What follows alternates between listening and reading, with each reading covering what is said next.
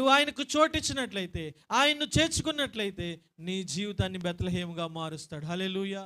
ఓ మరి అనేక మంది అనేక కొరతలతో ఉన్నారు, అనేక లోట్లతో ఉన్నారు, ఆహారం లేని పరిస్థితులు ఉన్నాయి, ఆర్థిక ఇబ్బందులు ఉన్నాయి, అప్పులు ఉన్నాయి. నీ ఇల్లును దేవుడు రొట్టెల ఇల్లుగా మార్చబోతున్నాడు. ప్రభుకి చోటు ఇవ్వండి, ప్రభుని మీ జీవితంలో చేర్చుకోనండి.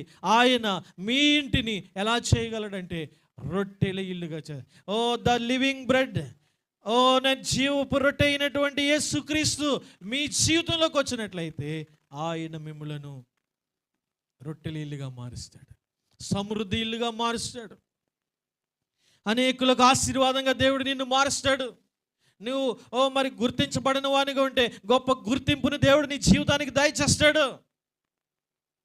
ఒక మారుమూల, ఒక స్వల్పమైన గ్రామాన్ని దేవుడు ఎన్నుకున్నప్పుడు అది ప్రపంచానికి గొప్ప ప్రాంతంగా దేవుడు